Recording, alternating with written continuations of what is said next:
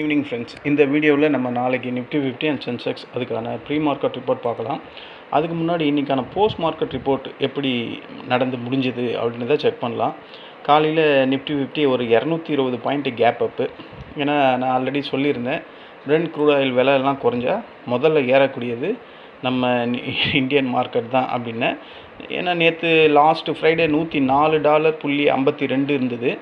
காலையில் ஓப்பன் ஆகும்போது 104 சம்திங்காக என்னமோ தான் ஓப்பன் ஆச்சு. 104.22 ஓப்பன் ஆச்சு. ஸோ டோட்டலாக நம்ம மார்க்கெட் அப்படியே ஒரு 220 பாயிண்ட்டு கேப் அப்பில் ஓப்பன் ஆச்சு. சென்செக்ஸ் ஒரு 720 பாயிண்ட்டு கேப் அப். ஓகேங்களா? ஏன் மார்க்கெட் கேப் அப் ஆச்சு அப்படின்றது நான் சொல்ல வேணாம், உங்களுக்கே தெரியும். இன்றைக்கி உலகளாகிய அந்த கச்சா விலை குறைஞ்சது. விலை குறைஞ்சதுக்கான ரீசன் என்ன? அமெரிக்கா ஈரான் அமைதி பேச்சுவார்த்தை ஒரு நம்பிக்கை தரமாக இருக்குது அப்படின்ற மாதிரி அந்த ஒரு கான்ஃபிடென்ஸில் மார்க்கெட்லாம் ஏறி இருக்குது. பட் இன்னும் ஒரு அஃபிஷியலாக ஒரு அக்ரிமெண்ட்டு வந்திருக்கா அப்படின்னு கேட்டால் இன்னும் வரல. எல்லாமே ஒரு யூக அடிப்படையில் தான் இப்போ மார்க்கெட் ஏறி இருக்குது. ஓகேங்களா? இதனால் ரூபாயோட மதிப்பு கொஞ்சம் அப்ரிஷியேஷன் ஆகிருக்கு. நம்ம ரூபா மதிப்பு எஃப்ஐஎஸ் வழக்கம் போல் இன்றைக்கி என்ன பண்ணாங்கன்னு நம்ம பார்க்கணும். ஏன்னா இந்த மாதிரி க்ரூட் ஆயில் விலை குறையுது, ரூபாவோட மதிப்பு அப்ரிஷியேஷன் ஆகிருக்கு. ஈரான் அமெரிக்கா இந்த பிரச்சனை பேச்சுவார்த்தை வெற்றி வாய்ப்பை நோக்கி செல்லுது அப்படின்றலாம் சொல்கிறதுனால எஃப்ஐஎஸ் இன்றைக்கி ஸ்ட்ராங்காக செல்லிங் பண்ணலையோ அப்படின்ற மாதிரி ஒரு டவுட்டும் இருக்குது. ஓகேங்களா?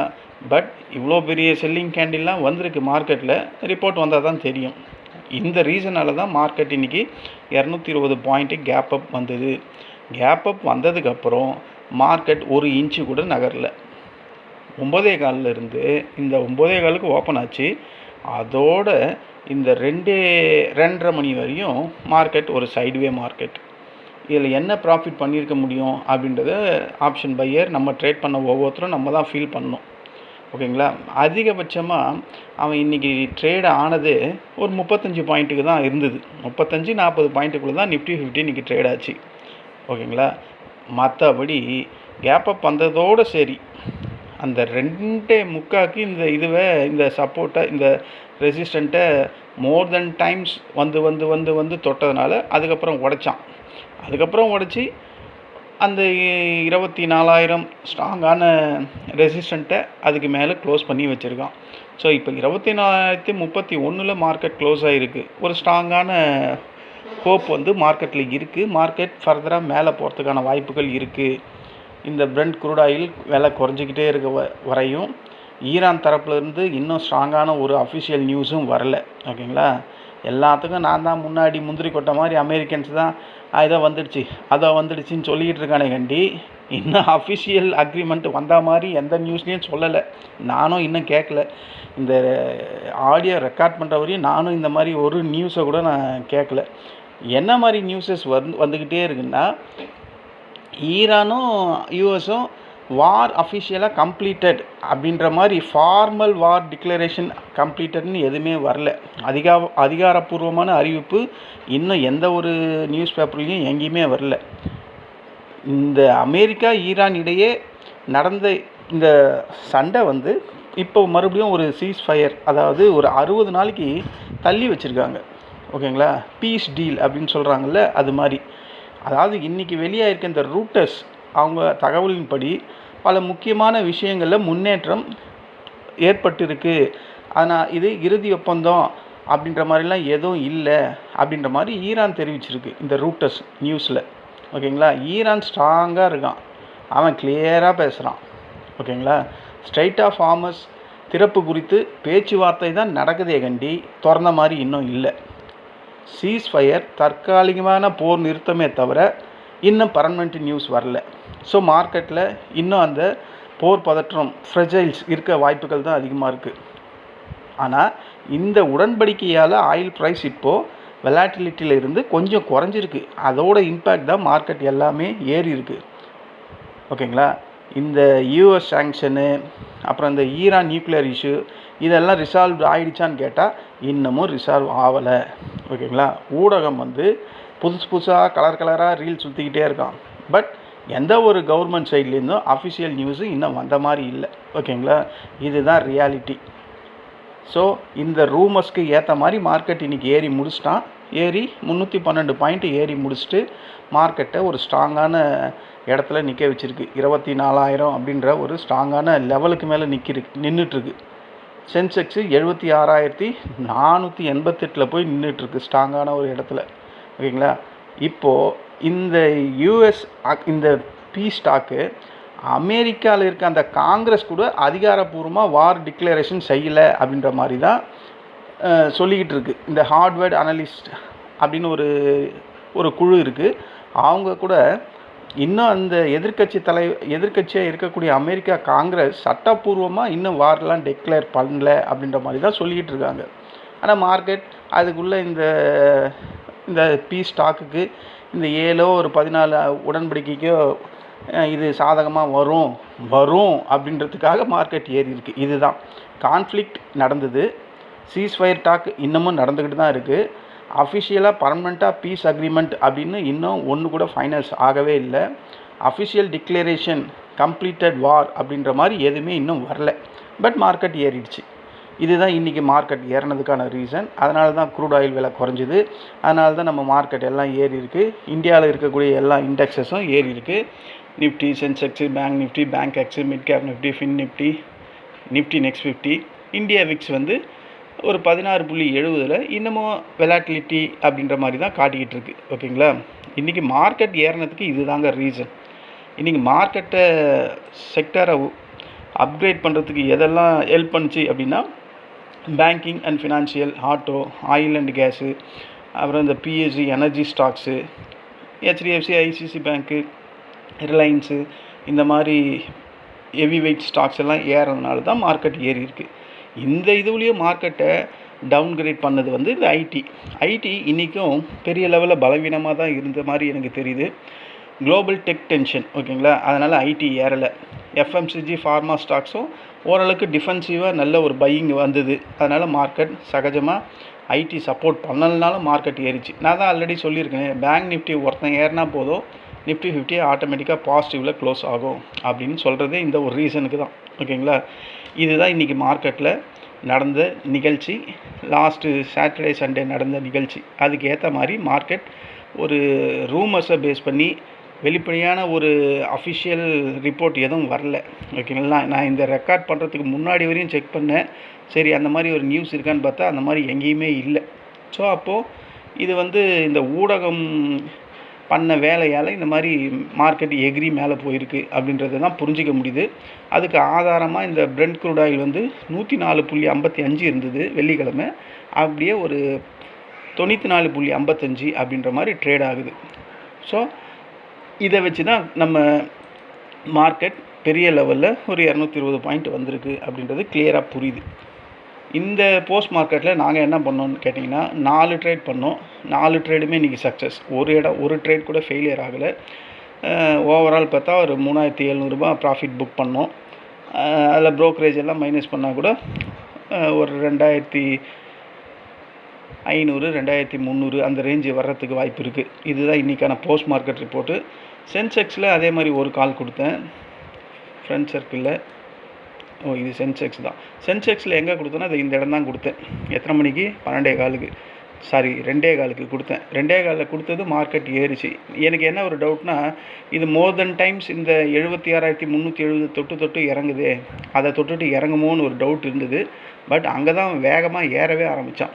ஸோ அதை தாண்டி இந்த மோர் தென் டைம்ஸ் வந்து ரெசிஸ்டண்ட்டை தாண்டும் போது நாங்கள் ப்ராஃபிட்டை புக் பண்ணிட்டோம். இதுதான் இன்றைக்கி சென்செக்ஸில் நடந்தது. சென்செக்ஸில் ஒரு 2,200 ரூபாய் கிட்ட ப்ராஃபிட் வந்திருக்கும் ஒரே ஒரு காலில். இதுதான் இன்றைக்கான நிஃப்டி 50 அண்ட் சென்செக்ஸ்க்கான போஸ்ட் மார்க்கெட் ரிப்போர்ட்டு. நாளைக்கு நம்ம மார்க்கெட் எப்படி இருக்கும் அப்படின்றது இப்போ நம்ம பார்க்கலாம். இன்றைக்கி யூஎஸ் மார்க்கெட்டில் லீவு. ஸோ நாளைக்கு நம்ம மார்க்கெட்டில் இது மாதிரி வெலாட்டிலிட்டி இருக்கிறதுக்கு வாய்ப்புகள் ரொம்ப ரொம்ப கம்மி. இன்றைக்கே அவன் ஒரு மொக்க மார்க்கெட்டாக தான் இருந்தான். எத்தனை மணி? 9:15 2:30 வரையும் ரொம்ப போரிங்காக இருந்தது எனக்கு நிஜமாலுமே. அதாவது இந்த இடம் வரும்போது நான் புட்டு எடுத்துப்பேன், அதே மாதிரி இந்த சப்போர்ட் வரும்போது ஒரு கால் எடுத்துப்பேன். அப்படி தானே இருக்குது மார்க்கெட்டு. பாருங்கள், அந்த இடம் தான் அப்படியே தான் இருக்குது. இந்த நிஃப்டி 50ல் இந்த இடம் வருது.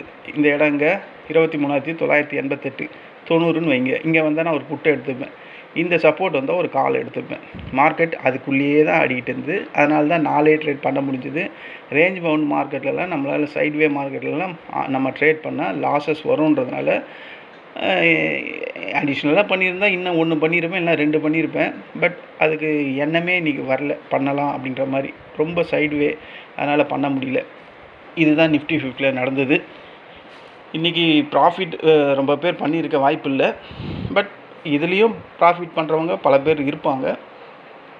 நீங்கள் ப்ராஃபிட் பண்ணியிருந்தால் உங்கள் எல்லாருக்கும் என்னுடைய வாழ்த்துக்கள்.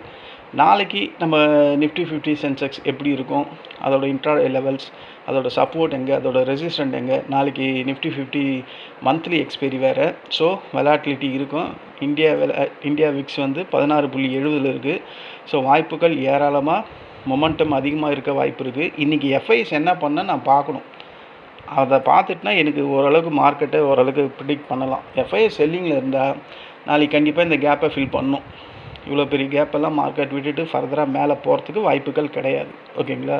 கண்டிப்பாக 23,750 மார்க்கெட் அகைன் ஒரு வாட்டி வரும். இதில் எந்த டவுட்டுமே கிடையாது. இங்கே வந்ததுக்கப்புறம் மார்க்கெட் அதுக்கப்புறம் அது எடுக்கிற டைரெக்ஷன் தான் மெயின். இன்றைக்கி யூஎஸ் மார்க்கெட்லாம் ட்ரேட் இல்லை. ஒருவேளை மார்க்கெட் ஆல்ரெடி நல்லா ஏறி இருக்குது. ஒருவேளை இந்த கிஃப்ட் நிஃப்டியெல்லாம் இன்றைக்கி ஒரு ப்ராஃபிட் புக்கிங் நடந்தால் கூட ஆச்சரியம் கிடையாது டாலரில். இப்போ எஸ்ஜிஎக்ஸ் நிஃப்டி 22 பாயிண்ட்டு பாசிட்டிவில் ட்ரேட் ஆகுது. 24,101, 24,031. ஓகேங்களா? ஒரு 70 பாயிண்ட் கிட்ட பாசிட்டிவில் தான் இருக்குது.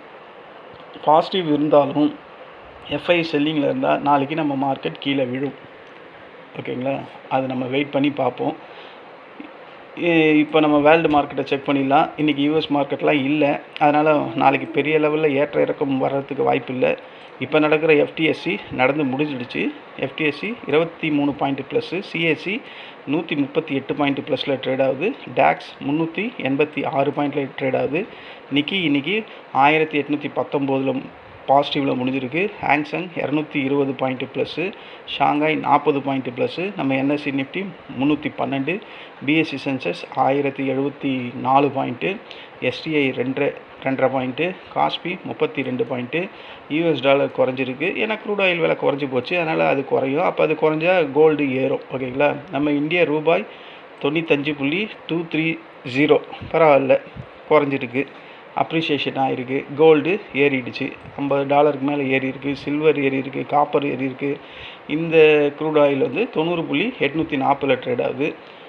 டவ் ஃபியூச்சர், அதாவது அவங்களோட இண்டெக்ஸ் மட்டும் ட்ரேட் ஆகாது, பட் இந்த ஃபியூச்சர்ஸ் எல்லாம் ட்ரேட் ஆகும் ரெகுலராக, எப்போயுமே ஆகிற மாதிரி. இது 466 ட்ரேட் ஆகிட்டு இருக்குது பாசிட்டிவாக. நாஸ்டாக் கம்போசிட் வந்து ஃபியூச்சர் வந்து 417 ட்ரேட் ஆகுது. மணி இப்போது 5:30 ஆகுது. ஓகேங்களா?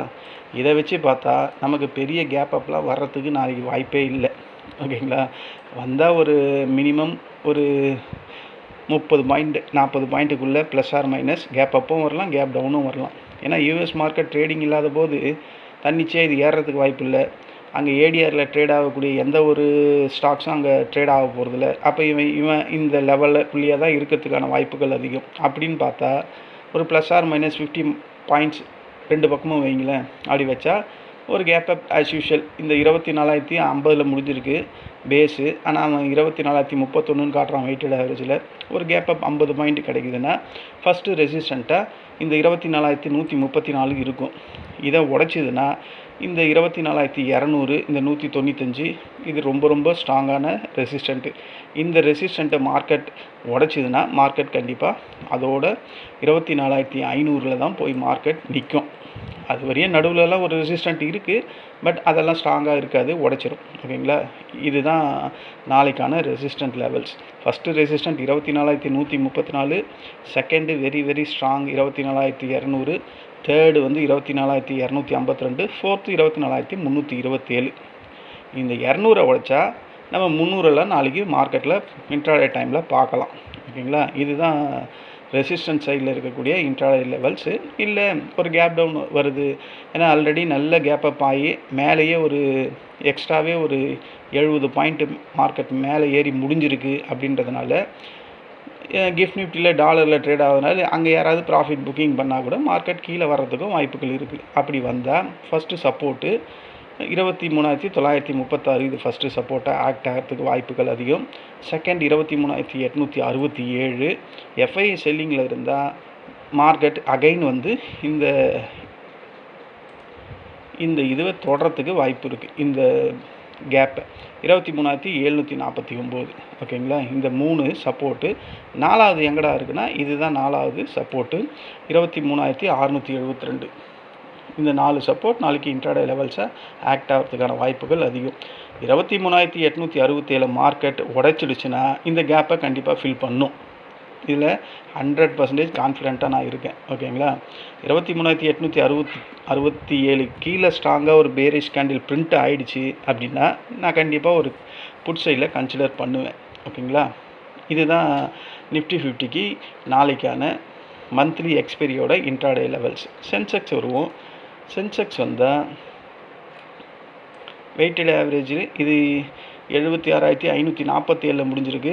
வெயிட்டட் ஆவரேஜில் 76,488 முடிஞ்சிருக்கு. ஓகேங்களா, ஒரு கேப் அப் கிடைக்குது அப்படின்னா மைல்டாக இதுலேயும் ஒரு கேப் அப் ஒரு 200-100 பாயிண்ட் கிடைக்குதுன்னா ஃபஸ்ட்டு ரெசிஸ்டண்ட்டு 76,872. இது ஃபஸ்ட்டு ரெசிஸ்டண்ட்டாக இருக்கும். செகண்டு 77,205. இது தேர்டு 77,502. இந்த 3 ரெசிஸ்டன்ட் நாளைக்கு போதும். அதுக்கும் மேலே இருக்குது, அது 77,890 இருக்குது. ஓகேங்களா, ஆனால் 3 ரெசிஸ்டன்ட் போதும். ஏன்னா நாளைக்கு சென்செக்ஸ் மந்த்லி எக்ஸ்பைரின் போது வெலாட்டிலிட்டி அதிகமாக இருக்கிறதுனால மார்க்கெட்டில் ப்ராஃபிட் புக்கிங் நடக்கிறதுக்கு வாய்ப்பு இருக்குது. ஏன்னா இவ்வளோ பெரிய ஏற்றத்தை எஃப்ஐஎஸ் விட மாட்டாங்க. நாளைக்கு கண்டிப்பாக செல் பண்ணியே தீருவாங்க அப்படின்ற மாதிரி நான் நம்புகிறேன். ஏன்னா ஹிஸ்ட்ரி இப்படி தான் பல தடவை நடந்திருக்கு. இந்த மாதிரி ஒரு கேப் அப் வருது, அது எஃப்ஐஎஸ் யூஸ் பண்ணல, மார்க்கெட் அன்றைக்கி ஃபுல்லாக ஏறியே முடியுதுன்னா அதுக்கு அடுத்த நாள் வந்து எஃப்ஐஎஸ் வந்து அதை ஃபுல்ஃபில் பண்ணுவாங்க. அதுதான் நாளைக்கு நடக்கும் அப்படின்ற மாதிரி நான் திங்க் பண்ணுறேன். இருந்தாலும் ஹிஸ்ட்ரி வந்து கண்டினியூஸாக ஆகிட்டே இருக்கணுன்றலாம் அர்த்தம் இல்லை, மாறத்துக்கும் வாய்ப்பு இருக்குது. பட் மோர் தென் டைம்ஸ் இப்படி தான் நடந்திருக்கு. அதனால் நம்ம நாளைக்கு இந்த கேப்பை ஃபில் பண்ண வருதா அப்படின்ற மாதிரி செக் பண்ணலாம். இல்லை சென்செக்ஸில் ஒரு கேப் டவுன் வருது அப்படின்னா ஃபஸ்ட்டு சப்போர்ட்டு 76,241. இதை ஸ்ட்ராங்காக உடைச்சானா அடுத்தது இதுதான்